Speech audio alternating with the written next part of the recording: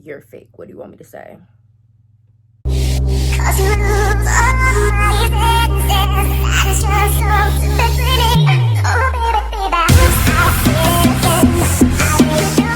It's way too early for all this. But let's get into it. Good morning, guys. It is like 7 a.m. New York time, and I just got finished catching up on season 4 of Insecure. Girls, I am over it. So much about this season is annoying me, and not the quality or anything like that, because I live for Insecure. Issa Rae is brilliant. I've been watching it since it started off on YouTube. I think it was like series of like an awkward black girl or something like that. I can't remember the name exactly, but I've been watching it since back when it was on YouTube, and she was absolutely hilarious then, absolutely hilarious now. But can we talk about the storyline of season 4? I'm letting you guys know now, this is bound to have tons of spoiler alerts. So if you haven't caught up on season 4, definitely make sure that you sit down and do that. We're all quarantined. We all have the time for it. But for those of you who have, let's get into it. We all have a Molly in our lives. And like, I hate to say that, because honestly, I want to say from the very start of the series, and even when Issa finally got it onto HBO, Molly started off as that friend that you want, right? Like that rider, someone who's always in your corner, someone who's always amping you up, calling you out on your shit when necessary, who has your back when you're down. Like, it really felt like what you want to see out of a friendship, especially a friendship between Black women. We don't have that many shows online on Hulu, Netflix, etc. right now that I really feel like exemplify what it's like to be in a friendship with other Black women when you are a Black woman. There was Girlfriends back in the day. I didn't really watch that, but even then there was oh my goodness, one of y'all comment the name of the show below, because I can't think of it, but it was the show with the two sisters. Not sister, but it was a show with the two sisters. One was like really free spirited and quirky. One was really, really high strung. All my Black girls know what I'm talking about. It used to run on TV all the time. They had like, through this journey of this journey, I'm finding you, I'm finding you, I'm finding now that I have some joy. I love the intro. But my point is that we haven't seen really a show that exemplifies Black female friendships the way Insecure does in a very, very long time. So when it started off, I was team Issa and Molly all of the way. I'm more of a Tiffany, not gonna lie to you guys. For those of you who watch the show, you know exactly what that looks like. I'm more of a Tiffany, but I was definitely here for Molly and Issa's friendship. Ending season 3, going into season 4, it's like, ooh, red flag, red flag, red flag. Something about friendship is so sacred to me. Like, I feel like I was raised to understand what loyalty is, what it means to be a good friend, what it means to be a good person, sister, partner, etc. And watching the show play out, I'm like, girl, how can you consider this girl to be in your corner when it's evident that she don't really ride for you the way you ride for her? And maybe Issa doesn't feel that way, or maybe, Molly doesn't feel that way and they don't see it, but there are just so many toxic signs in that relationship. So let's just jump right in. So we start off season 1 with Issa planning this big block party with Consola. I don't know how I feel about Consola yet. She gives me very like, if you turn on me, you're gonna see the worst of me, which I feel for most people it's like, oh, well, that makes sense. But it's like, nah, like she gives me more like thrillers. I don't know why. Something about her, and maybe I'm wrong. We can check back in towards the middle or the end of the season and we can like recap and discuss. But I definitely think there's something off about Consola. Like, you don't meet too many people who are strangers in a sense, who are willing to like pioneer for your cause that hard. I don't care what anybody says. It's one thing to be supportive, and it's another thing to be like, let me strap your team jersey on and run around in circles. So I really feel like Condola has ulterior motives. Well, we start off with Issa planning that big black block party big black block party, exactly, girls, that we left off with in season 3. And much like Issa, she's kind of all over the place. She doesn't really have anything set in stone, and I definitely get that. I've been there when you have this like grand idea and you see where it could end. Like, you see the end product in your head, but everything in the middle is missing. And I feel like that very much is Issa's character. We see it all the time. She has like these great ideas that are gonna like be so amazing for her, get her out there, da da da da, and like none of the groundwork. But we know that's her whole shtick. So we ignore it. We let Issa be Issa. But even from jump, I feel like from the beginning of that episode, you kind of see that when she's speaking about the Black Party, when she's talking about everything, Molly's like, okay, cute.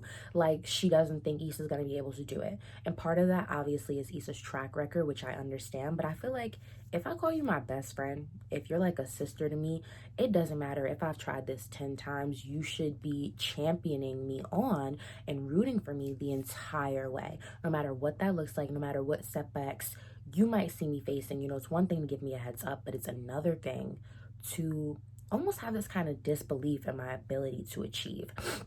And I feel like that's just what I get from Molly. Like, Molly is a lawyer and, you know, she has the nice apartment. She drives the nice car. She looks good on paper. So I feel like she's always downplaying Issa to the regard of, like, what you're doing isn't that important. What you're doing you want to accomplish. And I don't like that about her. But so many of us have friends that are just like that, where when things are good, they're great. But when you're working to get good, it's like the belief and the support isn't really there, or your trials and tribulations aren't that important to them. And I feel like, yo, this is the first time where we see Molly go through some real, like, relationship drama. Don't get me wrong, she had the beef with Dro or whatever, but that's what you get for sleeping with a married man. T. Whatever. But she had the little relationship beef with Dro, but it wasn't anything serious because I don't feel like Molly had real feelings for Dro. I think she just got caught up in the hype of having somebody to herself, which a lot of y'all are out there. But she just got caught up in the hype of having someone to herself. But it's like, girl, what did you expect? He was married and he did not plan on leaving Candace. So where did you really see that going? How did you see that playing out? So now we see her with Asian Bae, and she's finally starting to catch feelings, and she's mad because they're either not being reciprocated or it's just not moving the way she envisioned in her head. Molly, no one cares. And I don't know how to say that any nicer, but really, like, no one cares. Like, you see your friend having a big career changing moment, or in the process of having a career changing moment, and your focus is on the fact that the guy you're casually dating is also dating. Ugh. She just pisses me off. So we're there with Molly, and it's just like, you're taking Issa's big moment, and this is a huge moment for Issa, to bring all these sponsors together, to have this vision really start to play out, and you're making it about you. And you're upset because Issa isn't giving you the focus that you want on your problem when she's literally dealing with something. I know a lot of Mollys out there.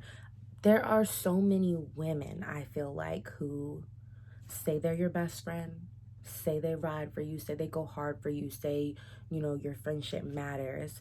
And when the chips are down and all the cards are on the table, it's like you don't matter as much as they do. Or they feel like the things going on in their life are way more significant or way more relevant than what's going on in your life. Did I switch that up? Y'all know what I'm trying to say. So it's just really frustrating to watch because it's like, yo, Molly, you are so shady. Shady, shady, shady. No one cares about you and Asian Bae. Work it out or don't work it out. Like Issa said, like, I told you to go get it and I got it. Shit. But you should be happy for her because this is such a big moment. But Molly was just like, okay. That whole comment about, oh, I feel like you just like your life messy. Are we serious? Let's look at what's happening with you and Torian at work. You and Dro, you and Asian Bae, like, you just don't have a good history of having your stuff together. So for you to turn to Issa and be like, oh, I feel like you like being messy. Sis, you like being messy. You are queen messy. I feel like, personally, Issa is handling this whole situation with Consola and Lawrence so well. She's trying to be as mature as possible. Like, she dated someone for 5 years. All of them are friends. And to find out that your business partner is dating him, yeah, that is like a mind blow. Like, what do you expect? How did you expect her to feel? So for Molly to be like, oh, you just like being messy, you're still gonna work with her, it's like, Issa still has stuff to accomplish. If you as a person, take color and gender out, but just if you as a person stopped your plans or canceled your plans or put your life on hold for every time an unexpected happen, you wouldn't get anywhere. So Issa's rolling with the punches. Like, it is what it is. Condola's still a good business partner. She still pulls through when necessary. She's done all of this for me. I'm gonna cut her off because she's dating Lawrence. Now, granted, I understand Issa may feel a way about that, as would anyone in my personal opinion. I understand that she may feel a way about that, but I applaud her for not letting that get in the way of her career by any means. It's like, yo, it is what it is. We keep going from here. Now, Tiffany in this situation, oh my goodness. And mind you, like, I'm a Tiffany, but I would never.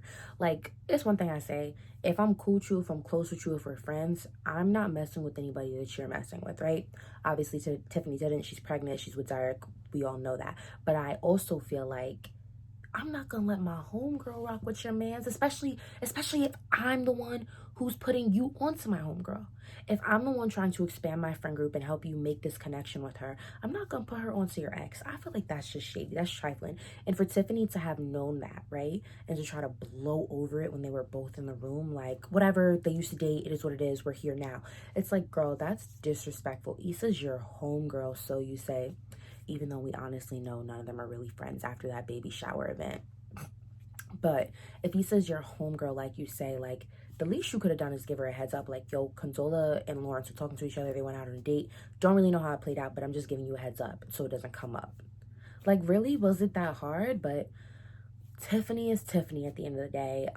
Maybe she really didn't see anything coming from it, but I still feel like it is super shady, and she's, like, one to watch, okay? Like, just keep her in the back pocket. Honestly, out of all of Issa's friends, Kelly is the realest one. She champions for everybody's cause. She's there whenever you need her, whatever you need her to do, whatever kind of support you need. And I feel like she's always put on the back burner as the fat black friend. And honestly, that is the trope for any time a character is overweight and black. She's always shown as the fat black friend. Ivy with American Horror Story, she's the fat black girl. She's the friend of Madison, right? Even though they have like a tumultuous relationship, but she's shown as the fat black friend. The Parkers, even though Nikki is like the star of the show, she's still like the friendly fat black girl. Like, her love interest is someone that's not even interested in her. Like, black women, whenever they are bigger, are just always shown as like the friend stereotype, the friend trope. So that is definitely what Kelly gets branded as, but not even in like a best friend kind of way, just like as a back burner friend, like a, she's there, so we treat her like it's just Kelly's just here. But she's the realest one out of the group. She's honest, she's loyal, she's helpful, she's supportive. Like, for each and every one of them, Kelly is their realest friend, and I just don't think that they see it. Tiffany not inviting her to the baby shower is more than messed up, because Kelly really thought that they were closer than that. So it was just disrespectful. And the way even Tiffany blew her off, and I'm just like going back to season three briefly, the way Tiffany even blew her off was just like, are you serious? When she's done anything and everything she can from day one for you? Tiffany gets a write-off too.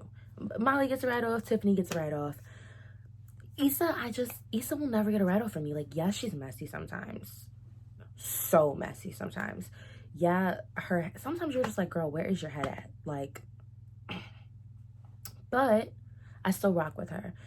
I have no beef with Kelly. Like, Kelly's just a genuine person. That's the kind of person that you want around, if we're all being honest. So watching season 4, and even like, let's intro to season 4, episode 2. They're all sitting down, and you could tell by Issa's face, hearing Kelly be like, oh, I already heard this. It's like, why haven't I? And I'm your best friend. And I know it seems jealous in a way, but it's true. It's like, why has everybody else in the room heard about what you're going through except for me, who's your best friend?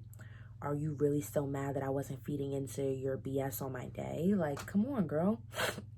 And Molly just always expecting Issa to be there when she wants, but not always being able to return the favor. It's like, what do you expect? People are sick of you. People are sick of how demanding you are as a person without being giving. Like, Molly's advice is always half-assed. Like, you gonna do what you want to do, so it is what it is. And it's like, then you're not really a friend. Because even when I know my friends are still going to do what they want to do, because we're all people and we all will, I'm still like, I don't think you should do this for X, Y, and Z, but if you still want to, I'll help you, so long as it's not detrimental to your health or your mental state. Molly's not like that. And listen, I've had some messy friendships. Some messy friendships. I know people who are willing to throw you under the bus just to try to get what they want, and who will most likely pretend like it never happens if you were to call them out on it. I know girls like that.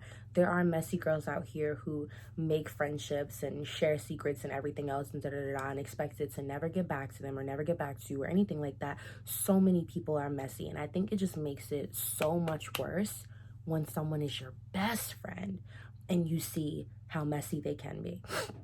Let's look at the little brunch or the lunch that they went to, right? When Condola was already there because they were finishing up some things. Now, is it annoying when people bring an extra person to something that you thought was a one-on-one? 110%. I've been there, and it's like, oh, I thought it was just gonna be us. Who's so-and-so? But it happens. And I think Molly being annoyed with Condola being there, it's like, are you mad because Issa and Condola are getting close? Or are you mad because you really just had some stuff that you wanted to talk about? Because if it's just some stuff you really wanted to talk about, then I can totally understand why you would be frustrated. But if you're just mad because Issa and Condola are getting close, again, relax. Like, Molly thinks she has this like dictatorship over all of the people in her life, and it's just not realistic. It's like, girl, like, she just annoys me if you couldn't tell. Like, she really just pisses me off. The whole thing with Dro pissed me off. The whole thing with Torian pissed me off. Even that little snippet with her and Torian in the little meeting or briefing or whatever you want to call it. And she had something to say, but she didn't say it. In general, that pisses me off because I feel like all of the spaces in the world are closed off to Black women for the most part.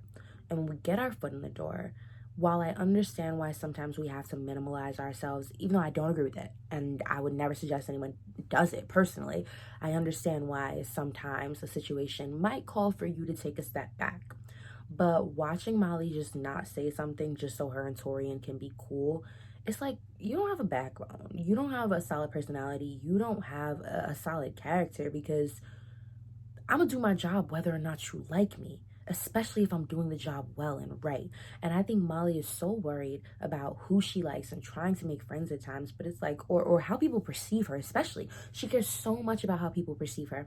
And maybe the snippet of episode 3 that's about to come out is gonna let us know what like her home life is like and maybe why her personality is like that. But you care so much about how people feel about you and people think about you. And I think that's how she makes a lot of her decisions. And I can't get down with that because, I don't know, my parents taught me from day one, not everybody's gonna like you. You have to like you. You have to be comfortable with you. So why do you care if Torian likes you or not? Like, he made a good point. He's like, you're trying to be my travel assistant. You're trying to be my friend. Like, I just need us to work. Like, just like, you're gonna let me do all of this just so we could be cool? Bye. No one wants to mess with you. She just pisses me off, y'all. So watching that annoyed me. The brunch annoyed me. The little hike, I'm glad Issa called her out. I'm so glad Issa called her out on that hike. Like, you don't want to be happy. Every time you have the opportunity to be happy, you're either complaining about it, you're either saying how it's not going to go the way you want it to, you're either messing it up. Like, you're doing all this to keep yourself from being happy. And a lot of us self-sabotage. I self-sabotage all the time. Whenever I have a big project, whenever I have anything huge or major going on in my life, like, I get super lazy. And I use that as the excuse to, why it's not going to get done, why I can't handle it, and all this other stuff. So we all self-sabotage in a way. But Issa was right for calling her out on it. Like, bro, like, you never want to be happy. Like, what do you want me to say? What do you want me to do? And looking at that moment, Molly is super shady overall as a person. Like, let's just talk about the fact that it was definitely Asian Bay on the phone. They're talking about nothing, it's something with work. Like, what, now you don't want to speak to Issa about it because you feel like she's not there for you? And the only reason why you feel like she's not there for you is because you weren't there for her on her big day. I don't know. I feel like Molly expects way too much from people. There are a lot of friends like that. There are a lot of friends who, like, my mom always used to tell me, you cannot wear the catcher's mitt on both hands. A lot of friends are like that. You just want someone here for you, whatever you want to talk about, whenever you need them, whatever you want to call, whatever you have going on. You. And then when it's about them, it's like you drop the ball. Suddenly your hands don't work. People like that piss me off. So knowing or watching Insecure and seeing that in Issa's arsenal of homegirls, like, these supposed to be like her woadies, that no one just has her back except for Kelly, and I don't even think she looks at Kelly like that. So that frustrated me in terms of like friendships, because it's just like, oh, when is Issa gonna get friends that care about her and that really ride for her? Excuse me, that really ride for her and really care about her. Like, when is it going to happen for her? And I hope it doesn't happen when the block party is a success, or when more people want to work with her, or when more people want to hear her ideas. I hope that that's not when they start being like, oh, we're team Issa. Because right now, everybody, minus Kelly, is team themselves. You know, when Tiffany's baby comes, it's going to be like, oh, no one cares about me because I'm a mom. You guys aren't focused on me enough with the baby, da-da-da-da. When Molly starts dating Asian Bae, it's like, oh, well, you're not going to be here for my relationship drama, this, that, and the third. Like, they're also focused on themselves. And I don't think they really take time to care about each other as friends. TSA Bae? Cool, let's get into it. Them scenes were spicy. Them scenes were, yo, the condom falling out of Issa, I gagged. Like, Insecure be throwing wild moments. Let's like rewind back to that scene with Daniel. Y'all know what I'm talking about. Disgusting. Her eye, disgusting. Watching that condom fall out, I was like, oh girl, we gotta do better. We gotta cut this. We not doing this. My favorite quote from the 2 episodes that just dropped is, yeah, I had to let go of him because plan B was starting to become plan A. I know a few of y'all, LOL. But TSA Bae, I don't know. I kind of like him for Issa. Maybe not as a long-term partner, because like she said, he got 2 kids, 1 on the way. Said that. But I think like it's just a cuddy buddy, and he's there, you know, doing security for your event and helping you out and like cheering you on. It was so sweet to finally see a guy like ride for Issa the way she wrote for Lawrence, the way she, you know, messing around with Daniel, or even what was it, Nathan or Nathaniel, one of them, Nathan, light skin bae. Like, it's finally nice to see somebody like give Issa the time of day that she deserves and really try to like make her happy, even if it is in the smallest possible ways. So if I'm looking forward to what I expect from season 4, I want to say like Issa's gonna meet someone, because that just seems to be the like the plot of all the seasons. Like, she meets somebody or something happens with someone. I'd be very shocked if this season was solely about Issa being single and working on her life, which I wouldn't mind though, honestly, but I'm just saying I would be shocked. Molly is either gonna get far with Asian Bae and something is gonna happen and they're gonna break up and it's gonna be dramatic because she was in love and blah blah blah, because that's just who Molly is.